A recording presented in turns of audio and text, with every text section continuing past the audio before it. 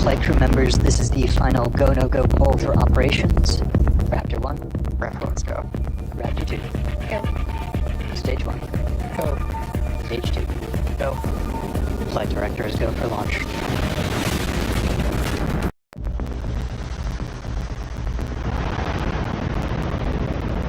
Attention all flight crew members, this is the final go-no-go poll for operations. Raptor 1. Raptor, let's go. Raptor 2. Go. Stage 1. Go. Stage 2. Go. Flight directors go for launch. We have liftoff.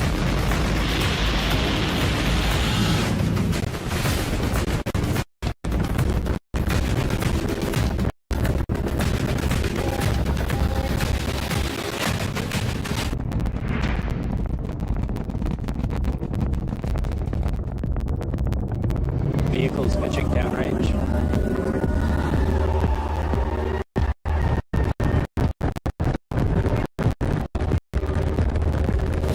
Max Q. Ship engine startup. Stage separation. Strictly spec burn. On Albion 0, 30 seconds till catch decision. Confirming 30 seconds to make that decision. 10 seconds till catch decision. Hot stage separation confirmed. Flight directors go for booster return. Operator go vote is set true. We are go for catch. Booster coming in hot for booster catch. Booster FTS is saved. And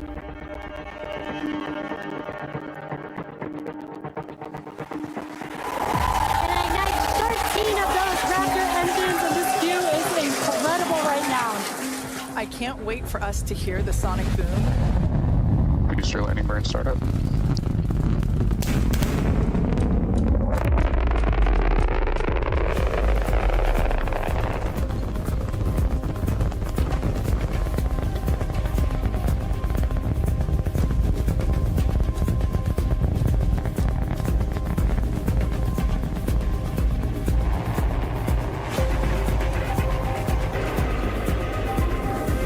We can see those chopsticks now. This is absolutely insane. On the first ever attempt, we have successfully caught the super heavy booster.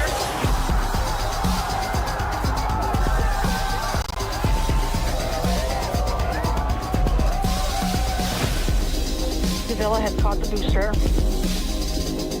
Ship avionics power and telemetry nominal.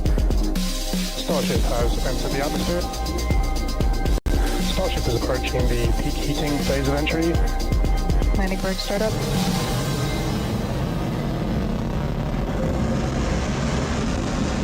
Starship is off target.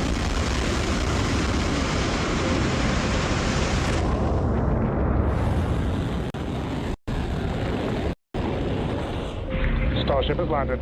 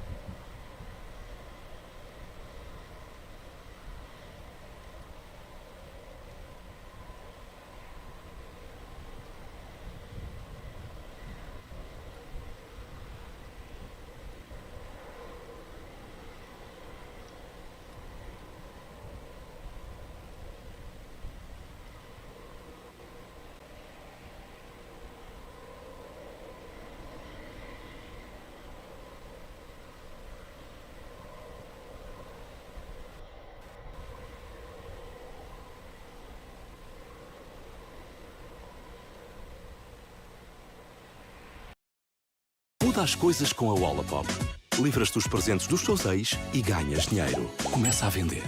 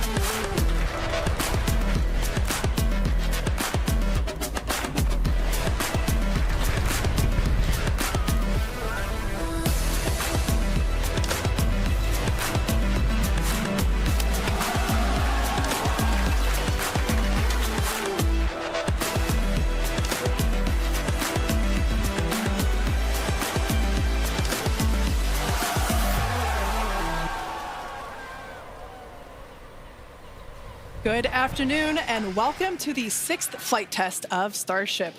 It is currently 3:25 p.m. Central Time at Starbase, Texas, and it has been just 40 days since our last launch of the world's biggest rocket.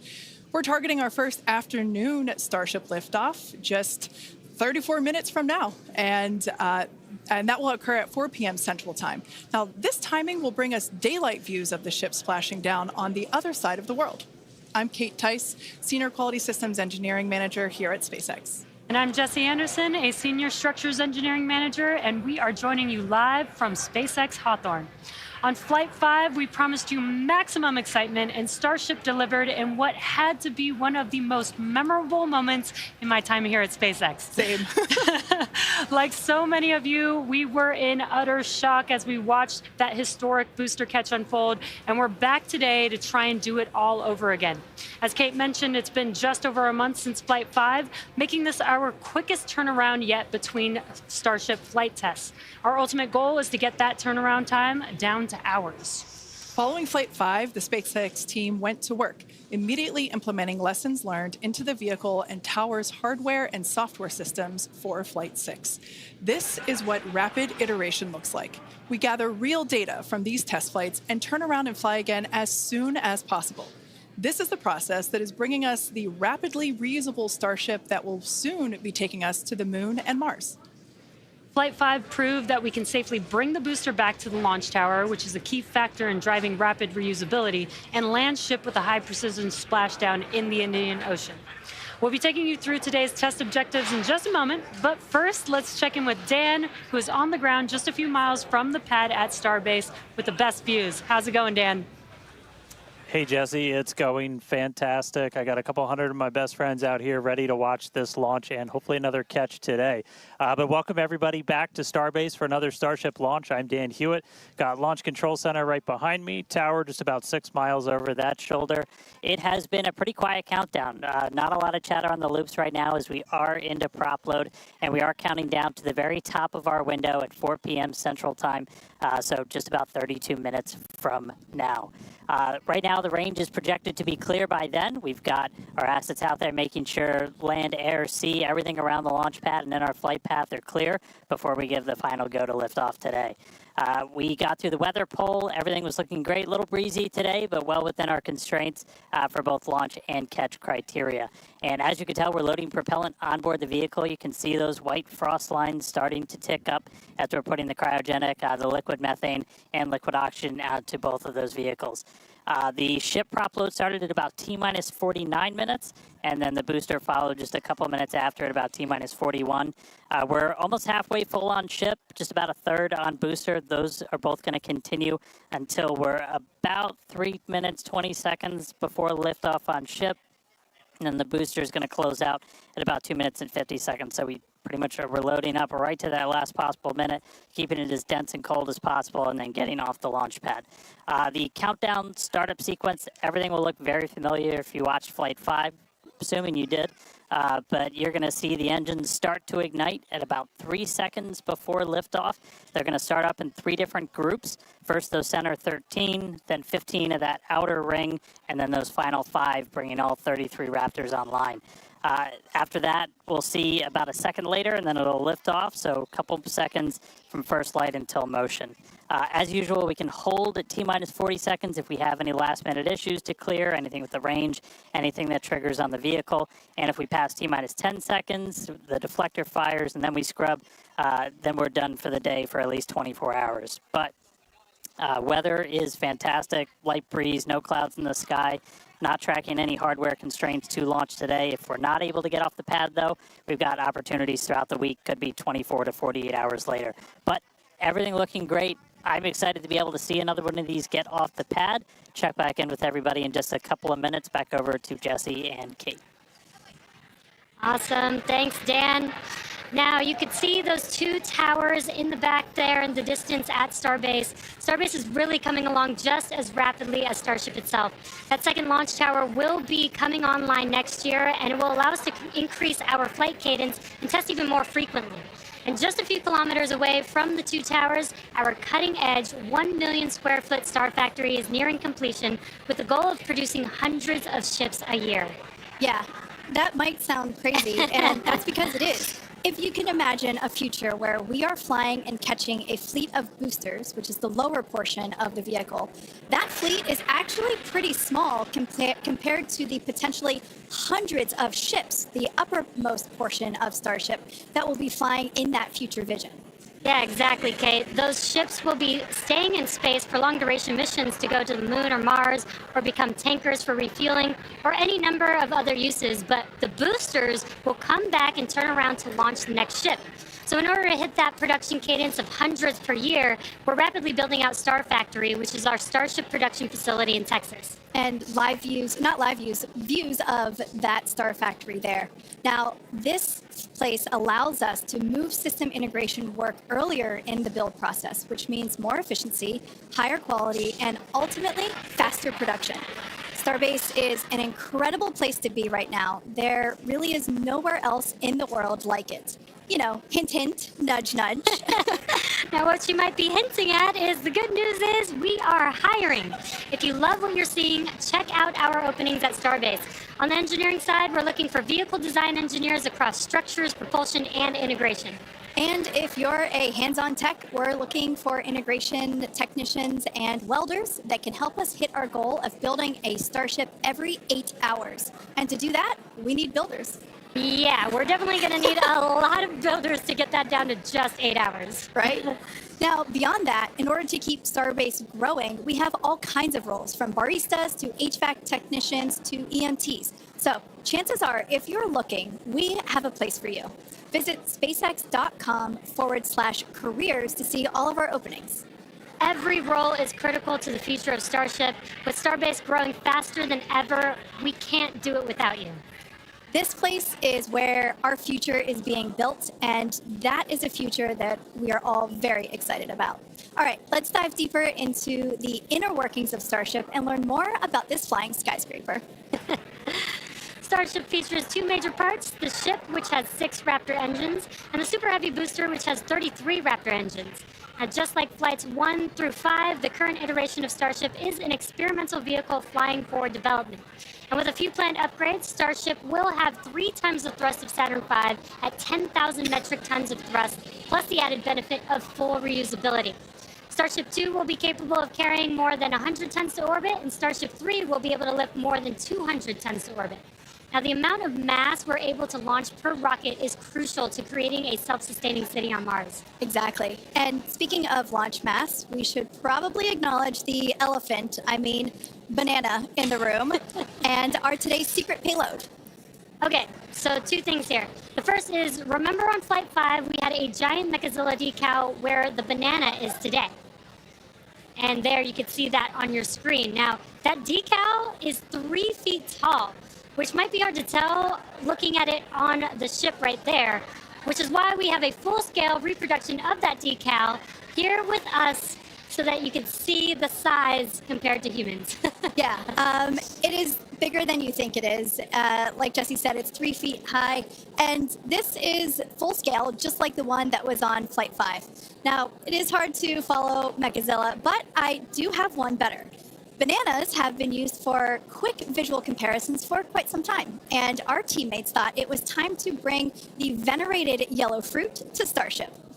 Today, we're flying Starship's first ever physical payload, which is, as you might have guessed, is a banana! That's a live view inside Starship, and if you look closely, you can see our stuffed banana payload, which is doubling as today's zero gravity or zero-G indicator. And while this payload will remain inside the vehicle at all times and will not be deployed today, it did give us a chance to do a test run of payload approval processes with the FAA. And that's something that we're hoping to do next year if we start flying our first Starlink satellites on Starship. Godspeed, banana. Some additional size for context, you can see on your screen a Starlink Mini next to a banana for scale. And to get an even better sense of how big Starship is, let's take the average size banana next to the average size human, which is about 2 meters high. Towering over our average human is the length of the Millennium Falcon, which comes in at 35 meters. Our Falcon 9 rocket with the payload fairing attached is double the size of the Millennium Falcon at 70 meters, and nearly twice the size of that is the fully integrated Starship at 121 meters tall. The ship is about 50 meters, and the Super Heavy booster alone stands 71 meters tall. And we do have plans to make the ship and booster even taller in the future. And yeah, it might be hard to imagine that because it's pretty big already. Now, Starship's first stage has a diameter roughly 2.5 times that of Falcon 9, and as you can see on your screen, with 33 much larger Raptor engines. I love this view. This is looking up at the aft end of Starship there at the engine bay. Now, moving up the rocket, the ship features 6 Raptor engines, 3 sea levels and 3 vacuum engines, which are optimized to operate in the vacuum of space. The ship is designed for vertical takeoff and landing on any hard surface, like the surface of the moon, for example. This ship is also outfitted with 4 flaps to help aerodynamically control the vehicle's attitude during atmospheric flight and enable a precision landing. To reach full reusability, the ship must survive reentry not just once, but multiple times. It took the teams at SpaceX about 3 years to develop the heat shield on Starship, and development for improvements is still ongoing. The ship's heat shield is composed of thousands of hexagonal ceramic tiles designed to insulate the vehicle during atmospheric entry, where temperatures can be as high as 2,600 degrees Fahrenheit or over 1,400 degrees Celsius. The tiles are something we iterate on every flight test as we build towards a heat shield requiring no refurbishment between flights to unlock rapid reuse. And the teams have actually already begun testing the heat shield tiles in environments simulating Mars atmospheric entry conditions, which we'll see more of in just a few minutes. You know, slightly different than coming back to Earth. Just slightly different. And in between the first and second stages is our hot stage, which we saw in action on flights 2, 3, 4, and 5. So let's recap that last flight to understand what we accomplished and how that's changing for today's flight. On October 13th, Starship successfully lifted off at 7:25 a.m. Central Time from Starbase, Texas. A gorgeous sunrise ascent that was fairly quickly followed by the hot stage separation maneuver, which we see here, as well as on multiple previous Starship flights. The booster then performed a flip maneuver, boost back burn, and then we jettisoned that hot stage, which you see there. The booster then performed its boost back burn, which brought it back on a trajectory to the launch tower, back to the Gulf Coast. We can see here the booster descending through the Earth's atmosphere. It broke the sound barrier again as it was coming back through. Those Raptor engines relit, and then the moment that made us all lose our minds, the booster came back for a successful first ever catch by the chopstick arms back at the exact same launch tower that it launched from. It was insane. As you can see, we all went bananas. And you did too, probably. Thousands of distinct vehicle and pad criteria had to be met, and thanks to the tireless work of the entire Starship team, we succeeded on that first attempt. And while that all was happening, ship was continuing to coast towards the Indian Ocean. It executed an excellent coast, made its way down through re-entry, relit its engines, did that flip maneuver, relit its engines for landing burn, and then splashed down into the Indian Ocean. Now that whole flight test concluded, that splashdown 1 hour, 5 minutes, and 40 seconds after launch. Starship's fifth flight test was one of our most ambitious yet, and as we work to demonstrate techniques fundamental to Starship and Super Heavy's fully and rapidly reusable design. And I think I speak for all of us when I say that seeing the catch for the first time was an extraordinary moment for the entire SpaceX team. We've seen a lot of wild firsts here, but that was truly an epic moment in time. Yeah, we're not forgetting that anytime soon. Certainly one in the history books. Now, today's mission profile is very similar to Flight 5, but there are some differences that we've incorporated as we prepare for future reuse. About 20 minutes from now, Super Heavy will ignite its 33 Raptor engines and lift off from Starbase. About 2.5 minutes into flight, the booster will separate from the ship in a hot stage separation, and we've seen that occur on multiple flights, including Flight 2, 3, 4, and 5. About 2 seconds after that burns, we'll jettison that hot stage. The booster will perform its flip and boost back maneuver. And we will once again look to return the booster to the launch site for a catch by the tower's chopstick arms. And once again, we will only attempt that if both the booster and tower are healthy after launch. We were successful last time, but we should emphasize that this process is still very new. And this is still just a test, so success is very far from guaranteed today. It's always a possibility that we'll lose the vehicle. It's a contingency that we always plan for. Yeah, exactly. Now, while the booster is doing its job, the ship's 6 engines will remain lit for a few minutes before shutting down and then going into the coast phase. The ship will coast for a total of about 40 minutes or so, reaching a peak altitude of approximately 213 kilometers. Now, one additional objective for this flight during coast is an in-space burn using one of ship's Raptor engines. Doing a burn while in space will build confidence that we can do deorbit burns, which is a key capability for upcoming orbital missions. Now, after the coast phase, the ship will attempt a controlled reentry, and if ship makes it all the way down, will once again perform a flip and landing burn before splashing down in the Indian Ocean. Yeah. Now, there are some notable changes to our entry plans for this flight, and they will intentionally push the ship to, and very likely beyond its limits. This includes several thermal protection upgrades and operational changes as we prepare for future ship catch and reuse. Today's flight test will also test new secondary thermal protection materials, and entire sections of the heat shield has actually been removed in certain areas.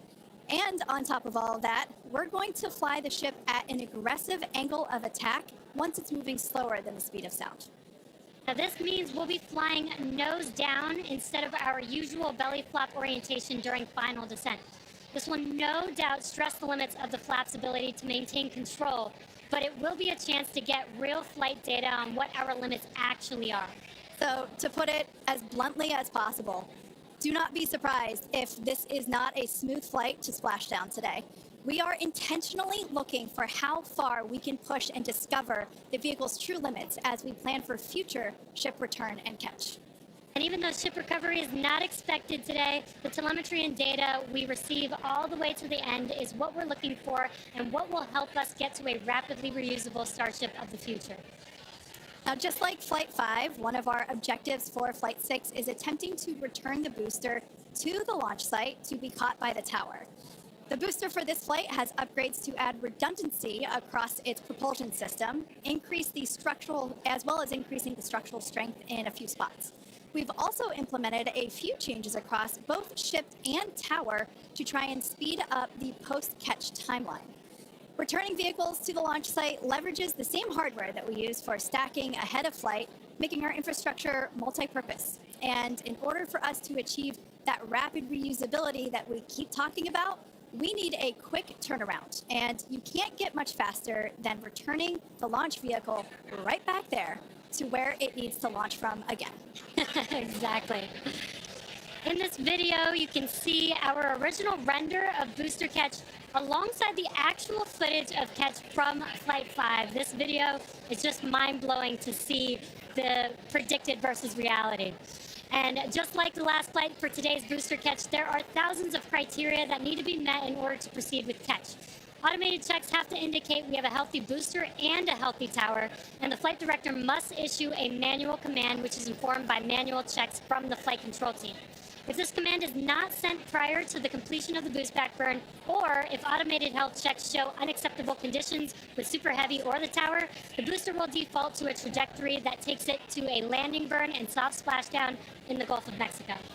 I remember when we first heard the call out that tower was go for catch on Flight 5, and wow, I still get goosebumps when I think about that moment. Now, for today's test, just like Flight 5, we're only going to catch if everything on the booster and the tower checks out after launch. As always, we accept no compromises when it comes to the safety of the public and our team. And so to that end, the area around the pad and the flight path are cleared in advance. A lot of things have to go right in order to line up the booster catch, so if all criteria is met, we will attempt to catch, but there is a chance that we may not. Either way, we'll be getting tons of in-flight data, which is extremely valuable. Exactly. That first catch was pretty epic, though, so like you, we'll be keeping our hopes high to see another one this afternoon. Now, Dan, you got to see it in person last time. Are you mentally prepared for a possible round two? I mean, probably not. That was pretty hands down the coolest thing I've ever seen, and the fact that we're going to do that every time now breaks my brain a little bit, but it was absolutely incredible. One of the unique aspects with Super Heavy coming back is it does generate a sonic boom. This is something commonly associated with reusable spacecraft. It's coming in faster than the speed of sound and then slowing down. It creates that pressure wave that builds up, and then when it reaches you on the ground, that rapid change in pressure is that quick thunderclap sound that you hear. Now, generally, the only effect is that thunderclap sound, but if you're not expecting it, it's definitely going to get your attention, and we were able to hear it last time. The impact of, or how loud it is, changes pretty dramatically. And in this video, you can see as we were descending, and there was kind of that quick triple pop that you heard.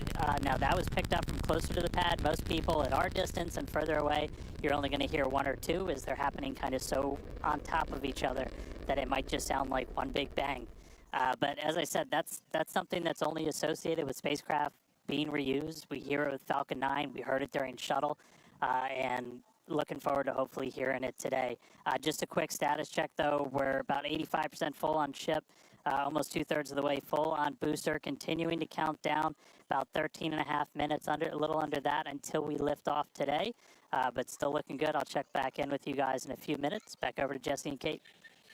Thanks, Dan. Yeah, I think Dan said it really well when it really does hurt the brain to think that this is going to be the norm, that this is just the beginning. Every one of these flights is a step closer to a fully operational Starship that will take us beyond Earth orbit. And with our pace of rapid iteration here, the Moon and Mars are not nearly as far in the future as you may think. In fact, we're planning to send Starships to Mars as soon as 2026. Which is when the next Mars transfer window opens, which is under 2 years from now. And you might be familiar with the Starlink logo, which you see there on your screen. It's an iconic representation of the Mars transfer orbit, also called the Hohmann transfer orbit. This transfer window, or the time between the time when Earth and Mars are closest to each other, opens every 26 months and is only open for about 2 to 3 months at a time for a vehicle with Starship's power. Lining up a launch to Mars is similar to how we launched to the International Space Station, where we timed the launches to match the station's orbit. If we didn't do this, we would need more propellant and more time to get there. So the first opportunity we have to fly Starships to Mars, we plan to go for it. These first flight tests to Mars will be uncrewed and will test the reliability of landing in tech. If those landings go well, the first crewed flights will soon follow after that.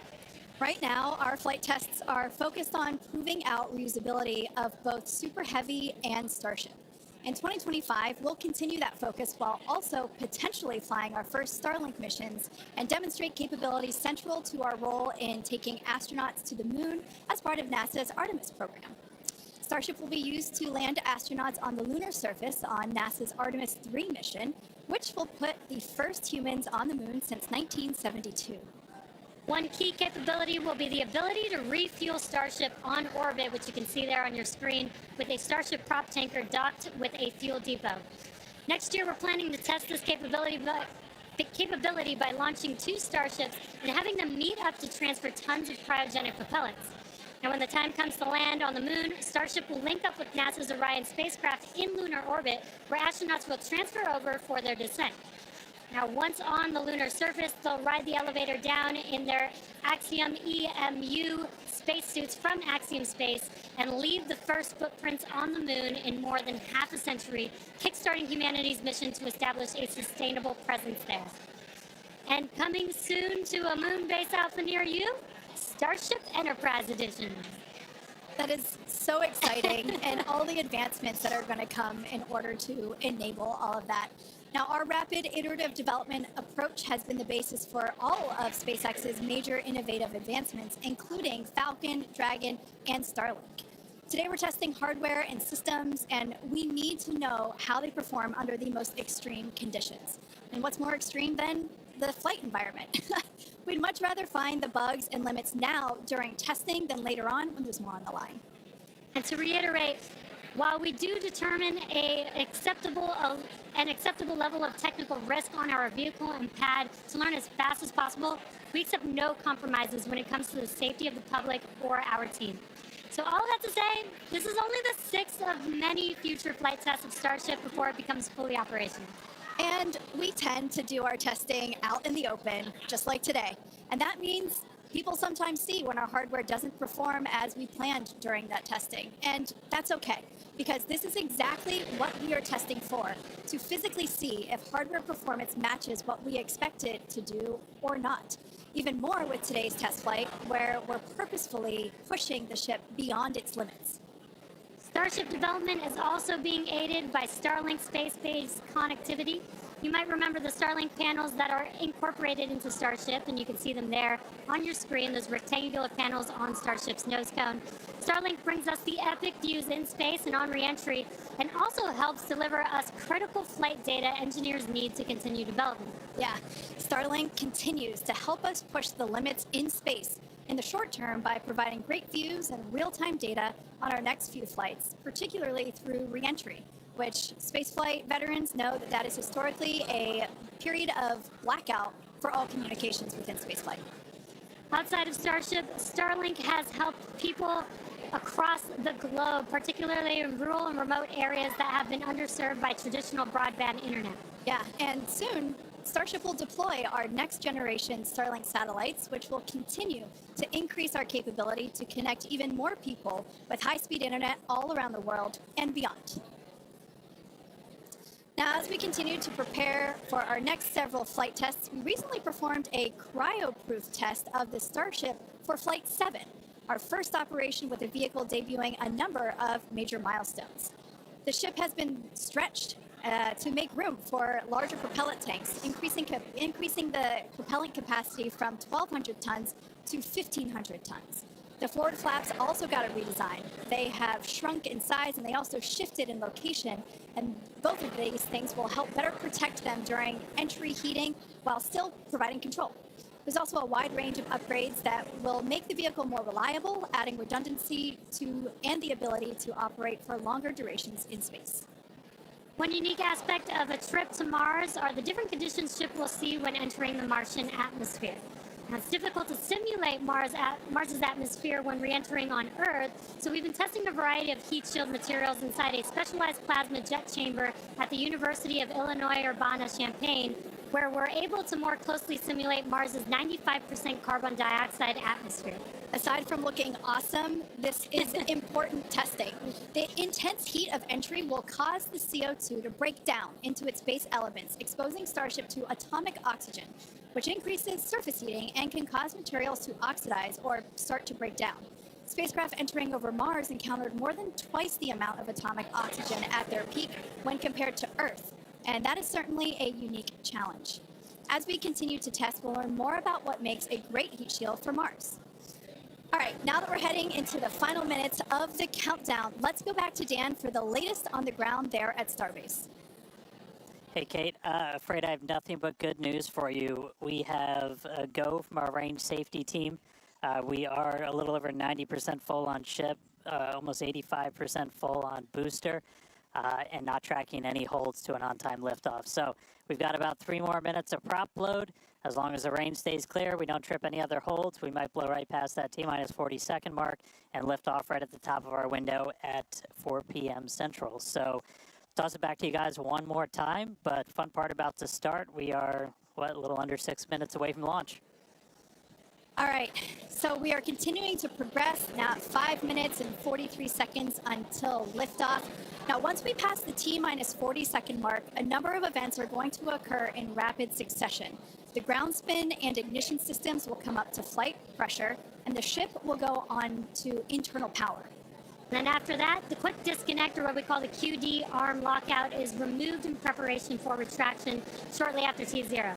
And once we pass the T-minus 40-second mark, we still have the ability to recycle the count under certain conditions back to T-minus 40 seconds, and then hold there to assess what happened and if we can proceed again to T0. Exactly.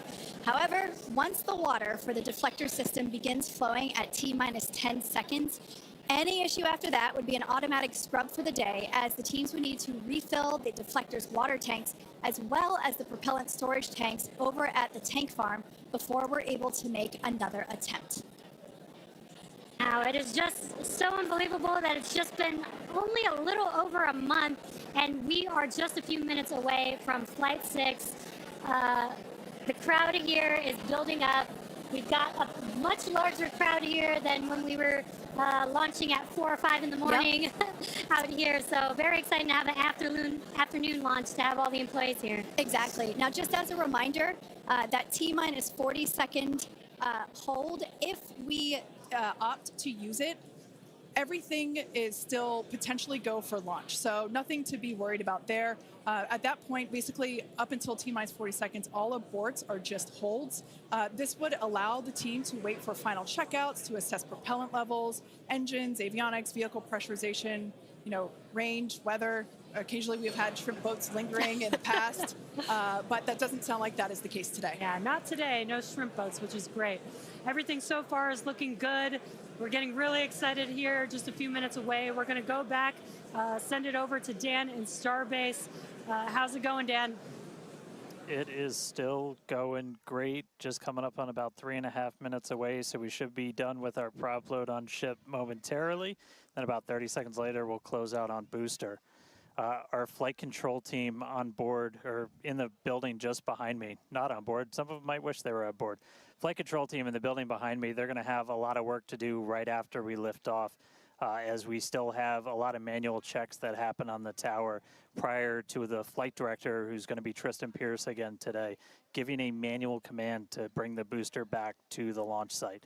And the tower did just incredibly well on the last flight. We didn't lose any of our required redundancy for a catch, so we're hoping to see that again today. A lot of the team, really putting armor on the tower, making all of those things work, played a huge role in making that catch possible, and looking forward to hopefully seeing that happen again. And of course, sending our first payload to space.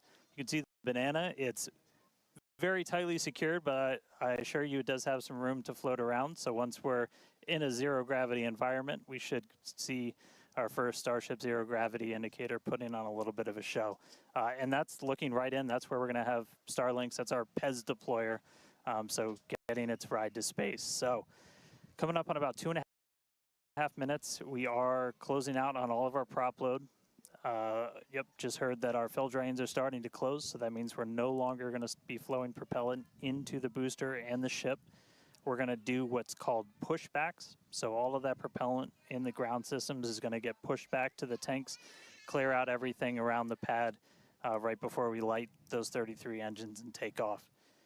Just quick reminder, you're going to see fire start at the bottom. You're going to see the deflector start at about 10 seconds before launch. Lots of water to help dissipate all that heat, all that sound. And then the engine starting up in 3 different groups. And then about a second after T0, we should see liftoff. About 2.5 minutes into the flight, a little bit longer, we'll see hot staging. And that's when we're going to be listening really close on those loops to see if we're going to be bringing the booster back for a catch today. Do always want to caution, it's never a guarantee. We've done this once. We'll see if we do it again. We're only going to do it if the booster and the tower are looking really good before we attempt to bring it back here. But coming up on a minute, not tracking any holds on the board right now. So as long as we don't have any last second things, which do happen.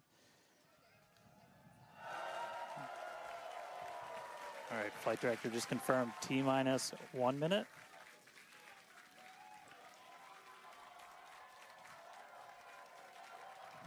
Key moment to look at in 10 seconds, that T-minus 40.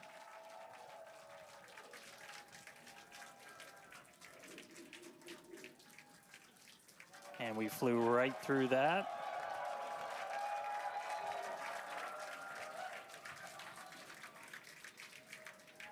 Flight directors go for launch. All right, we're now T-minus 20 seconds until liftoff of Starship Flight 6.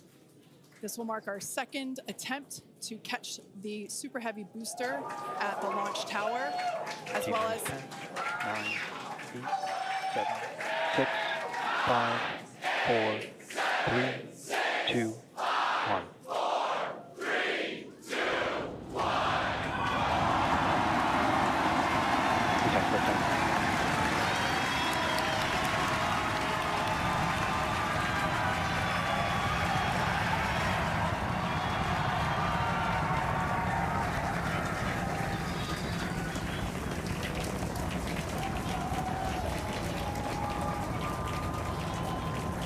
Vehicle is pitching downrange. Booster Raptor, chamber pressure nominal.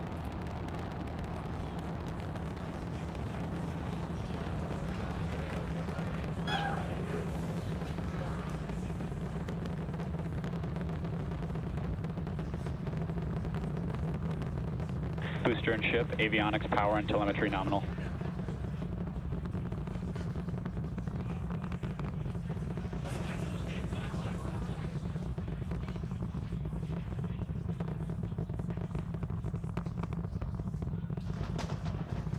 All right, we're just a little over a minute maximum into flight. dynamic pressure. We're about 6 miles away, so all the sound's still hitting us here. Hearing good call-outs that power telemetry nominal, that's flying straight and true. We do see all 33 Raptor engines lit up on telemetry screens.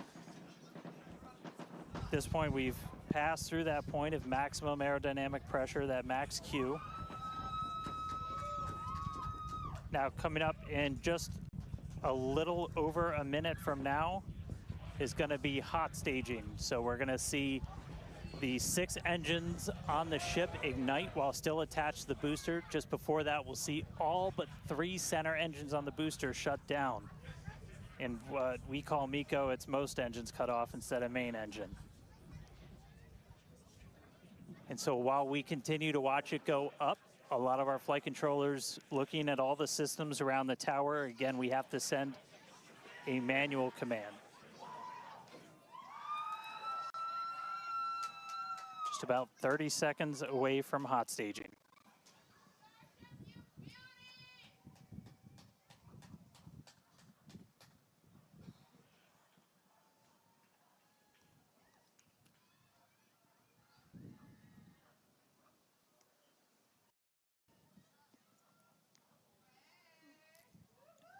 And we heard the tower is go for catch. Booster engine cutoff. The return flag is set for true. Ship engine startup. Stage separation. All right, hot staging confirmed. Booster 6 out of boost 6 back lit on the ship. Booster boost back going. We heard that we are go for catch. Kate, Jesse, take the views. Hopefully I got a booster coming home real soon. Wow, from our view here, Dan, great views of planet Earth behind that super heavy booster. Right now it is performing the Ship boost chamber back pressure burn. nominal.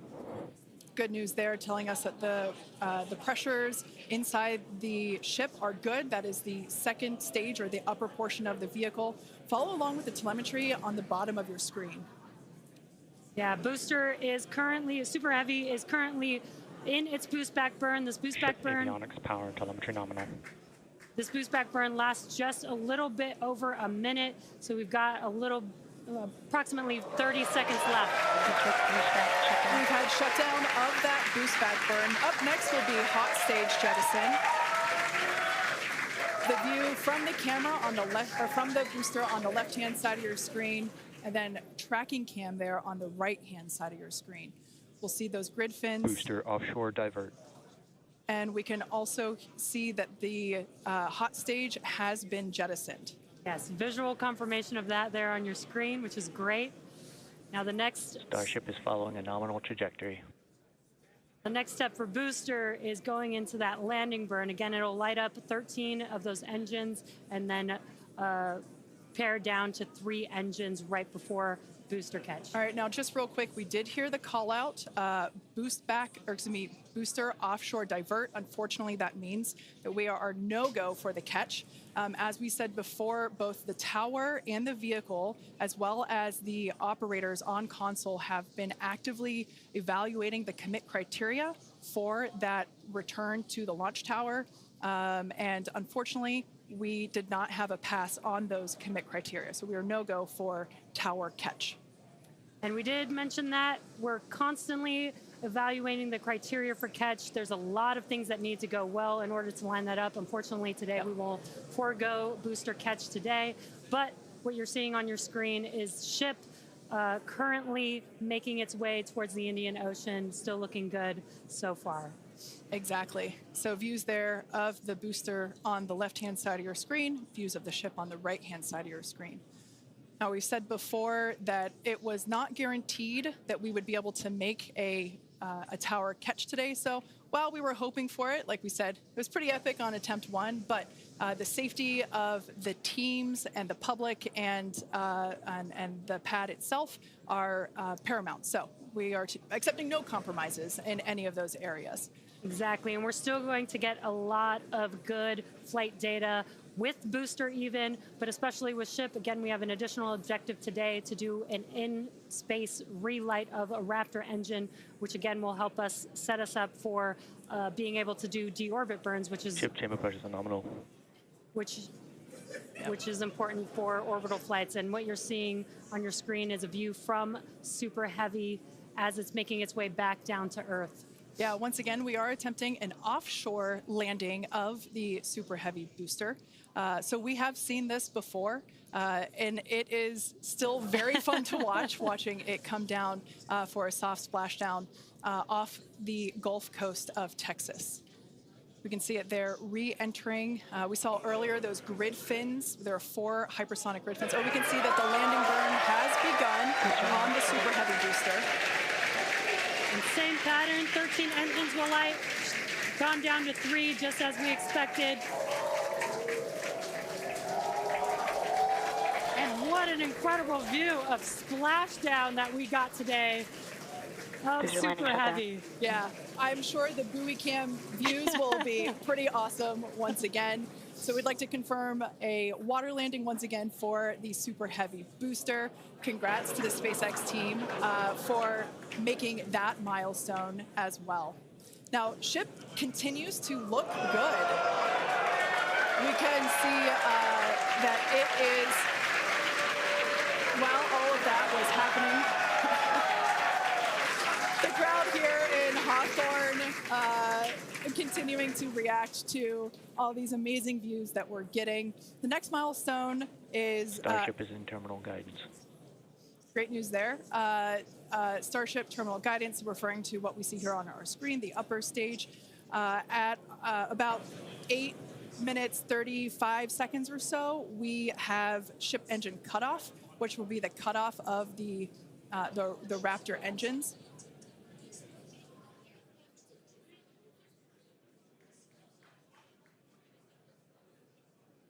We can see on our screen ship giving us some incredible views brought to us by Starlink. This view is also very interesting because we can see basically the receding tile line that we referred to earlier, where we mentioned we have removed a number of heat shield tiles in order to test out and push the envelope on the ship and demonstrate what its capabilities are. Ship engine cutoff. And there we just heard call out for SECO, ship engine cutoff. Great news there. Everything continuing to look awesome for ship. Full view looking aft on ship here. Ship FTS is saved. Nominal orbit insertion. There's that call out we were waiting for. Confirmation of good orbital insertion for ship today. It has been a very exciting afternoon so far. We'd like to send it back over to Dan, who can give us that live view experience. Dan, once again, are you okay after witnessing another Starship launch? Yeah, totally fine. You guys have to be jealous. This is the only way to do this. This is fantastic. No, it was really cool to see it lift off 33 out of 33. Didn't go for the booster catch today. Initially, we were good, and then we tripped a commit criteria and did the offshore divert. So we went and did that water landing, as everybody saw.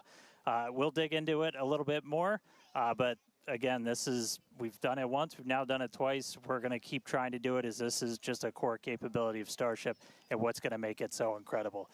There's a lot left. We're just about almost 10 minutes into this flight, so about 50 plus minutes still to go. Ship nominal orbit, so it's on its way around the planet. It's going to attempt to do an in-space burn. We're going to light one of those Raptor engines, the sea level ones in the middle, just to help demonstrate that we can relight in that microgravity environment. Really critical for deorbit burns as we start to do some orbital missions in the not too distant future. And then following that, we'll see a ship entry maybe a splashdown. As you guys said, we're really going to be pushing ship on this one.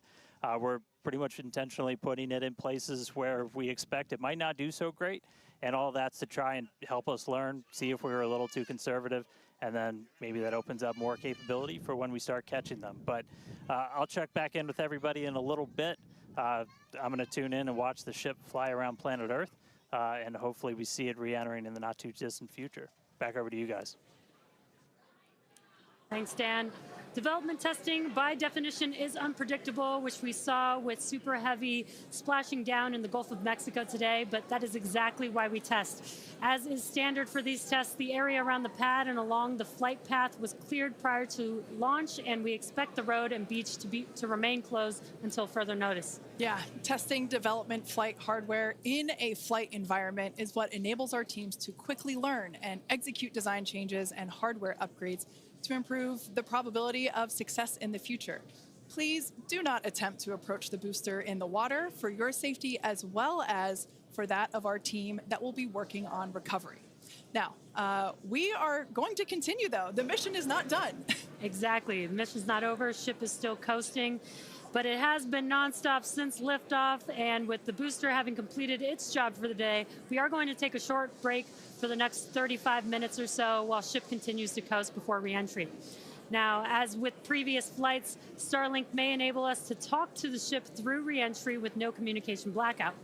Now, we are still testing Starlink during this phase of flight, so nothing is completely certain. Yeah, so if we do have views, we will be sure to bring those to you live. And of course, one of those views include that of our, as we said before, surprise payload, the banana. And we are looking forward to it. So we're going to come back in a few minutes, around T+35 minutes. Yeah, exactly. Views or no views, we'll see you back here at T+40 minutes for our coverage of Starship's reentry, flip maneuver, landing burn, and hopefully see a splashdown.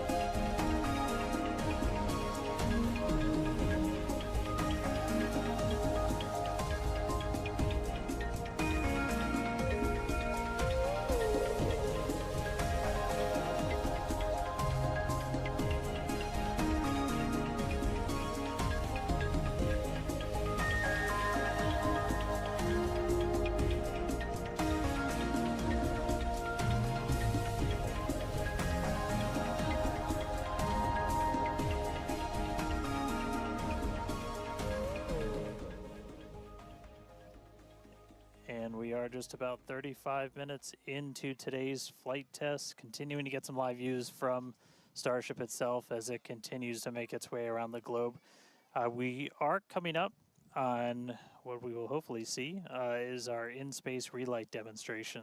This will be firing up one of those 3 sea-level Raptors on the very aft end of the ship and essentially reigniting it while we're in that microgravity environment in Earth orbit. We had attempted this once previously on Flight 3, but ended up skipping it when we had some attitude control issues with the ship.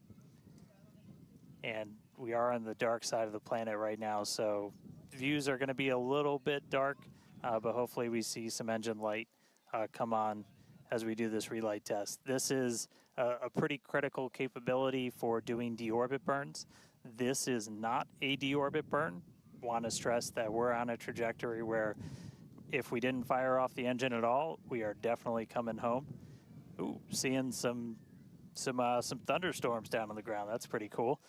But this is not a deorbit burn. If we didn't fire this engine, we're on a intentional suborbital trajectory. So no matter what, we're coming in over the Indian Ocean. Firing off the engine does change your exact splashdown point a little bit, but we've got this keep out zone across the entire Indian Ocean that we made sure was clear ahead of flight, and we continue to monitor during, but we're going to aim for that and hopefully see this relight test coming on in about a minute. It's just going to be one of these engines, and it uses what's called the header tank, so these small spherical tanks in the very top of Starship up in the nose cone. They don't require nearly as much gas to pressurize as your main tank, so they're really useful for any in-orbit maneuvers and then for landing burns. So if we make it to a landing burn today, we'll be using them for that as well. So we should be coming up in just about the next minute. It should be under a minute now away from that expected ship burn. And again, we've relit Raptors pretty frequently. We just did it with the landing burn and that boost back burn on the booster, and we've done it on ship landing burns. We just haven't done it in this microgravity environment where your propellant management and a lot of other things are different as you're not weighed down by the force of Earth's gravity.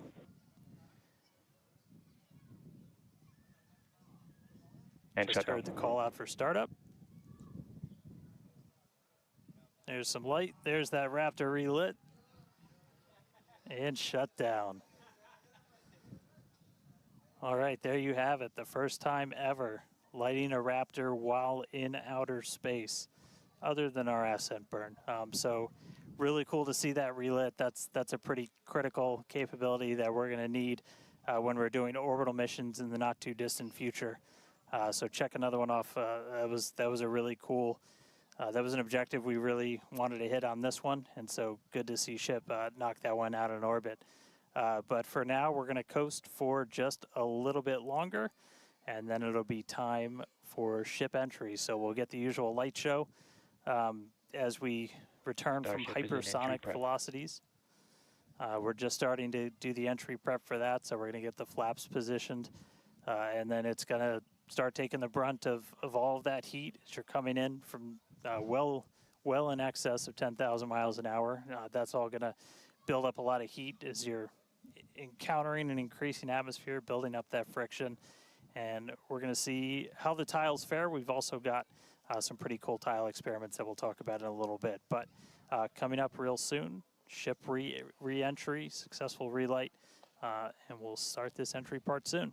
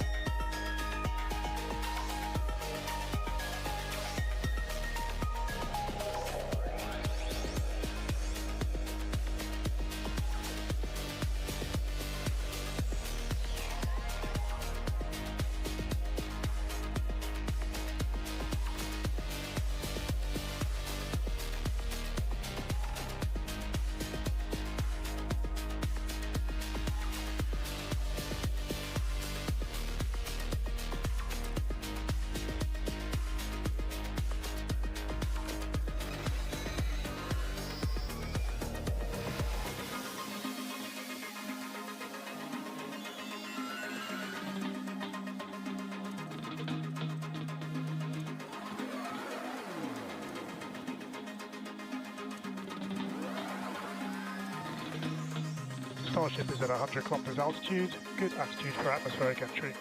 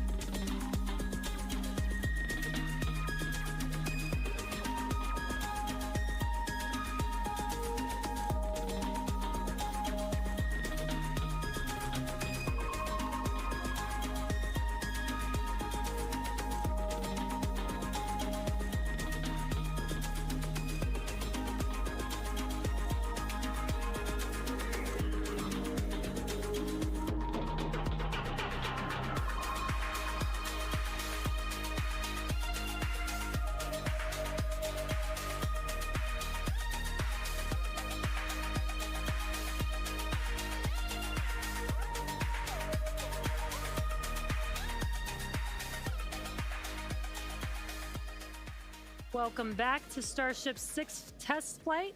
It has been an exciting day so far. We lifted off from Starbase at 4 p.m. Central Time. The Super Heavy booster and ship had a successful separation as well as a good boost back burn and good separation of the hot stage adapter. We did not attempt a return to the launch site and catch attempt today when strict criteria were not met, and the Super Heavy booster executed a planned divert to a landing burn and soft splashdown in the Gulf of Mexico. Yeah, obviously we were hoping to come back to the tower, but this was a test and we knew that it was a very viable possibility. Starship is at 85 kilometers. Flaps now have control of the vehicle. All right, great news there, turning our attention over to the star of the show here, giving us these amazing views once again. We heard the call out there telling us that the Starship vehicle is now 83 kilometers above, coming up around T plus, well, now actually, the ship, as you can see, is beginning to re-enter the Earth's atmosphere. As a reminder, one of the main goals of today's flight test is for the ship to make it through the extreme heat of re-entry and to do so in a controlled manner. Now, re-entry is typically a portion of flight where we don't have communication capability with the spacecraft because it's re-entering at or around orbital velocity, which is roughly 8 kilometers per second or about 5 miles per second. Now at those speeds, yep, pretty fast. The spacecraft is moving through the atmosphere rather quickly, and that results in friction, as we can see that starting to happen on our screen, and this creates a plasma field around the vehicle. That blanket of plasma distorts communication frequencies, so it's not uncommon to experience brief blackouts in communication.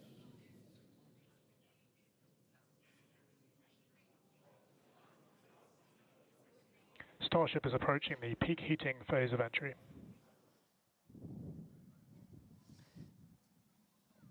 And we just heard we're getting into the peak heating phase. We're getting these views courtesy of Starlink. We've got 4 different terminals on the ship itself. It's what's really allowed us to get real-time data during what's otherwise been just a a mystery box essentially for spacecraft design, where when you're re-entering through the atmosphere, at least getting anything in real time hasn't ever been possible before. But we're able to not just get these views, but real-time telemetry from the ship as it's coming through. Do really want to stress that we are really pushing the ship today.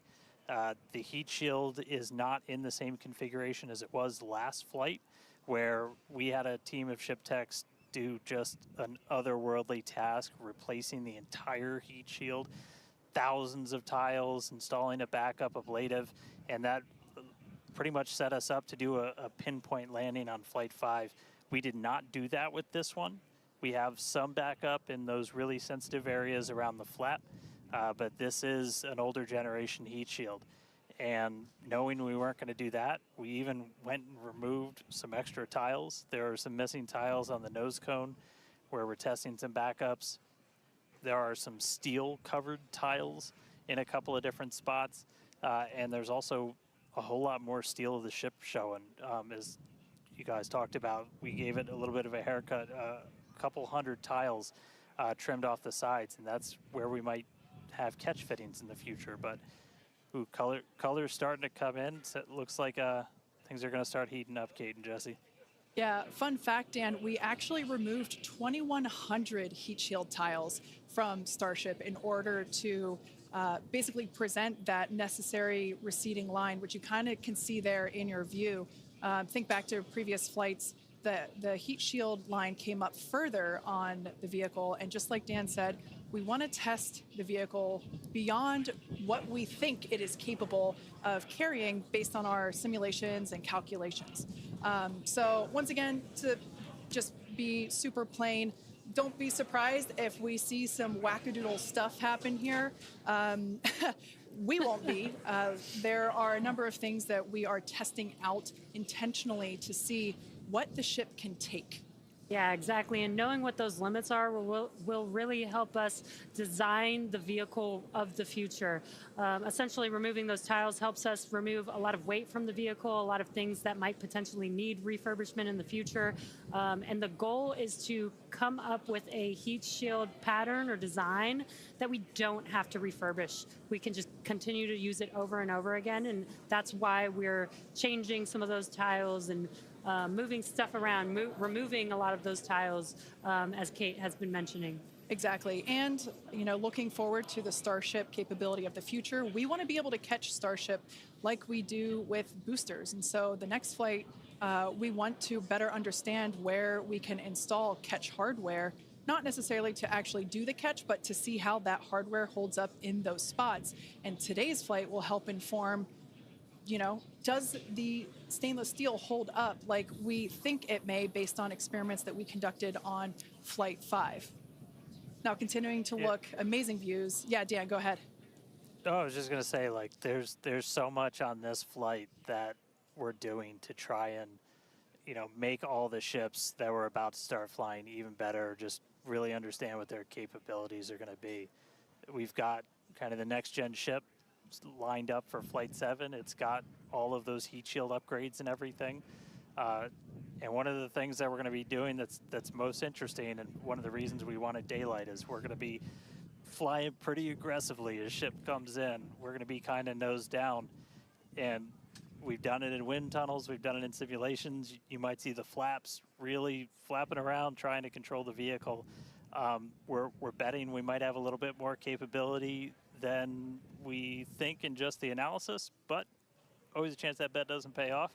But that just helps us know what are our Starship limits. is now halfway through the peak heating phase of entry. Sweet. Halfway there. Halfway home, guys. Yeah, and if you guys, again, can follow along with the altitude and the speed of ship as it's making its way back down to Earth, bottom right-hand corner of your screen, speed is still going really, really fast. Again, as it gets closer to Earth, we'll see that altitude drop a little bit faster. It's kind of dropping pretty slow right now. And again, as we get closer and closer to literally the surface of the water, then we'll start to see that speed pick up. And if we can make it through this re-entry, we will attempt to do that flip maneuver once again and splash down in the ocean. Exactly. Like we've been saying, we are testing beyond the perceived limits of the vehicle. We want to go learn more about the ship, and this is a great opportunity to do that. So really pushing the flight hardware in a flight environment to help inform these future designs. As we've mentioned, it has a different heat shield. This heat shield is not the same generation as what we flew last time. This one is one generation older. So we are also testing out new secondary thermal protection materials. So basically, like if the heat shield isn't in this one spot, can this other material protect the metal is the thinking there. Also checking of the ship's structural strength in those areas where we're looking to add that ship catch hardware just to see if it survives entry. So yeah, as we've been saying, we've done a lot of calculations and simulations. This view right here is super cool. This is looking out from the aft engine bay, basically at the bottom of Starship. Then on the center left-hand panel, if you will, we have one of the forward Starship flaps, so one of the flaps located at the top of the vehicle. Underneath that is one of the aft end flaps, like the one that we see in the main picture there on the right-hand side of your screen. Now, these views as the vehicle continues to enter the Earth's atmosphere, drawing a crowd once again here at SpaceX in Hawthorne as folks tune in as the mission continues on. Now, the next event that we have coming up, we should hear the call out that the vehicle is transonic around T plus 1 hour and 2 minutes or so.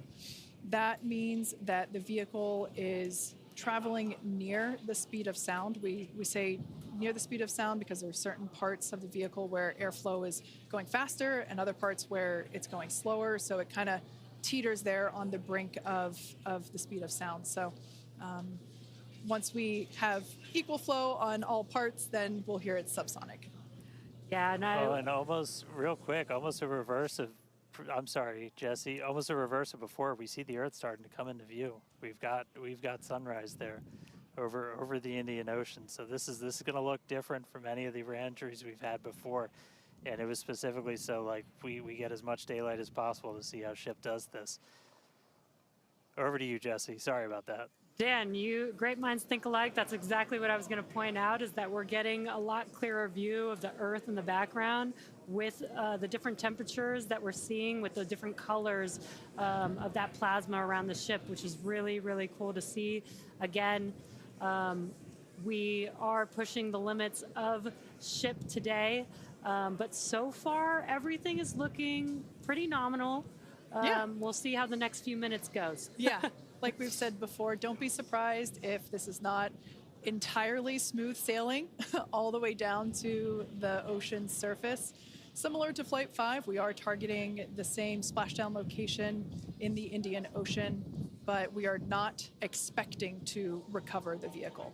Right, and we were getting some glimpses of the flaps. The flaps so far are looking pretty good. We're not seeing any burn through. There's those flaps again. In that hinge area, which is our most concerning area there. That's great news for us for now. Again, the next few minutes could change as we continuously push those limits. Yeah, once we slow down a little bit, once we're subsonic essentially, so I think that's about 1,200 kilometers an hour. Once we're down below that, that's when we're going to kind of dip our nose down and get that more aggressive angle of attack. Normally we're just belly flop right into the water, pretty much that position. But if we're going to be able to do return to launch sites, we're going to want to be able to fly with a little bit more of an angle of attack, get you a little bit more range as you're coming through. And so this'll be just a test to see quite how far can we push it. And obviously we're going to do these kind of tests way out here in super remote areas before you ever try to bring a ship back to a place like Starbase. Starship remains on a good entry trajectory. External temperatures are coming down. All right, great news there. That tells us that we are through the phase of peak heating. So we are expecting these temperatures to continue to come down. Once again, we are targeting a soft splashdown in the Indian Ocean around off the northwest coast of Australia. We can see these beautiful views of planet Earth coming in. Yeah, this is very different, where we had nighttime views of the ship as it was re-entering, and now we've got daylight. It is about an hour or so after sunrise there in the Indian Ocean, so pretty cool to see this.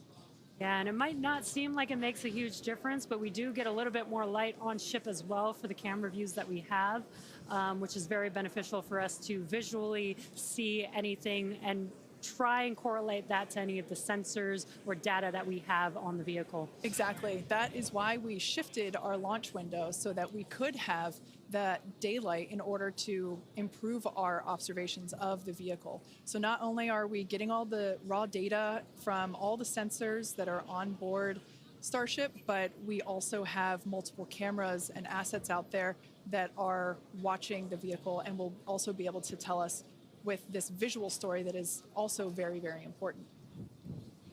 And as we get down a little bit lower, the Raptor engines are in their chill phase right now, so just essentially getting them primed to turn on. We're going to use those 3 center engines to do a landing flip and then a landing burn. So we'll come down kind of in that slightly pointed down belly flop and then fire off those engines to flip us around and then do that final landing burn. That should be coming up in just a little over, just under 5 minutes from now.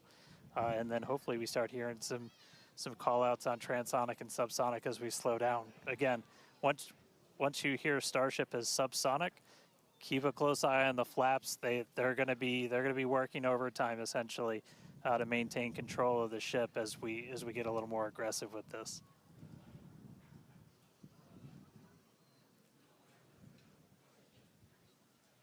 We can see that we are beginning... Starship has passed maximum entry dynamic pressure. All right, great call out there. But we can see on this view here that we do have some heating there on, that looks like one of the forward flaps on Starship. This is to be expected. We knew that the vehicle would perform differently than what we had seen on Flight 5. This is actually really good data because it tells us what parts of the vehicle at this, what will soon be a higher angle of attack once we drop down below the speed of sound. We'll have a higher angle of attack, meaning we're going to be flying nose down, basically. So yeah, this is good news, but we can actually, looks like that heating is starting to cool off there. Yeah, it's a little burn through. Again, it is important to note when we start seeing that through the ship's descent as well. So like Kate was saying, we're getting some really good data here. It looks like the other flaps are doing a little better than the one that has a little burn through, which is some good news. Again, constantly watching. We've got a couple minutes until we're expecting to make it all the way back down to Earth. Exactly. And like we said before, we are not expecting to recover the ship, although that would be great. It'd be a nice bonus if it happened, but it's not really in our expectations today. We really want to push the hardware, as we've been saying, but really the telemetry and the data and the video that we receive all the way to the end is truly what we're looking for and will help inform the future designs of this vehicle.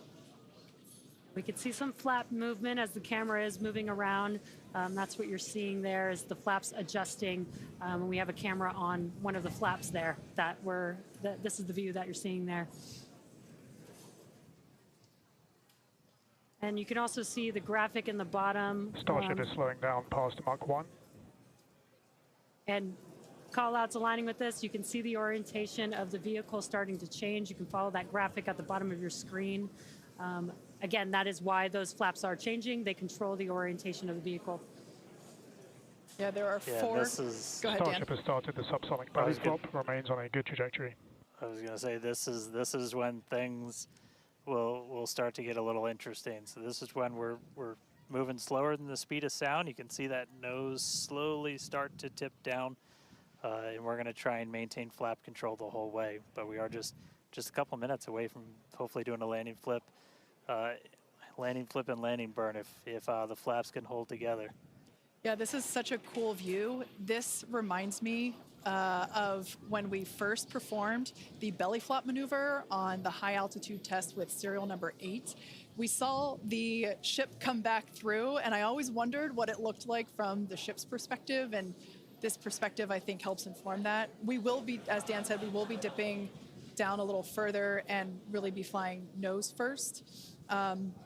This higher angle of attack, you know, we're intentionally doing it to stress those aft flaps, and that will help inform the limits of flap control in order to collect data for future landing profiles.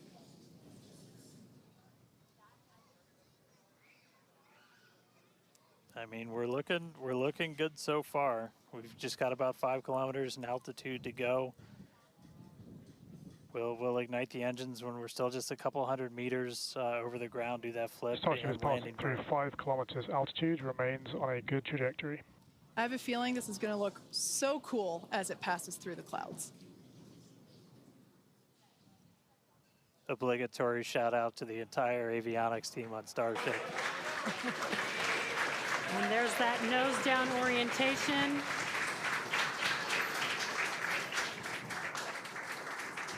Now the Raptor engines will relight and help flip the booster back up. This is a more severe flip given the orientation.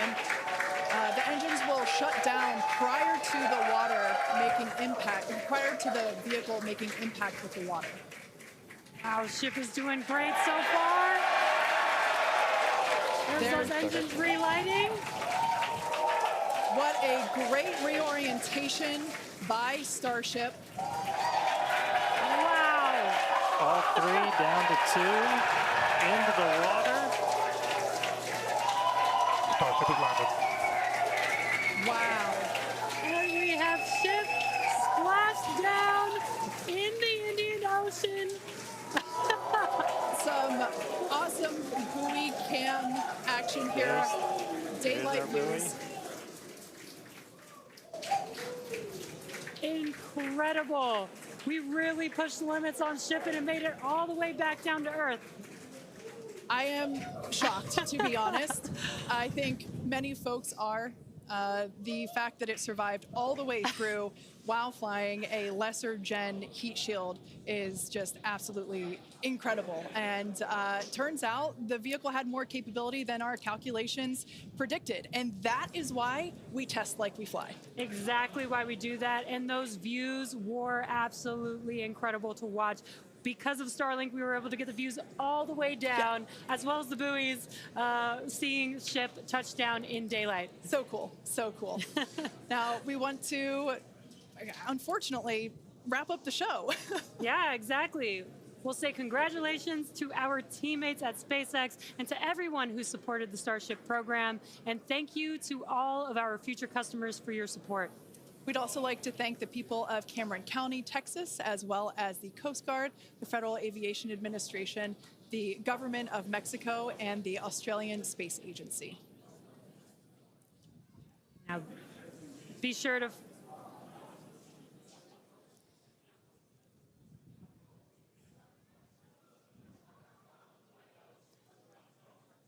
Hey guys, I could take it from here. That was just incredible to see that splashdown. As you said, thanks to everybody that took such a huge part in this. Everybody here at Starbase that's worked on this program, just really pouring your lives into it. Great to see another booster lift off. We'll catch it the next time. Great to see ship in the water. New version of ship coming soon, so a lot more exciting launches coming up real soon here from Starbase. But I'll send us out this time. We'll see you guys next time. Awesome. Thanks, Dan. Be sure to follow SpaceX on X for updates and more exciting views that we weren't able to feature on today's broadcast. I'm sure there will be plenty of those. Now, thanks to all of you for tuning in, and we'll see you next time.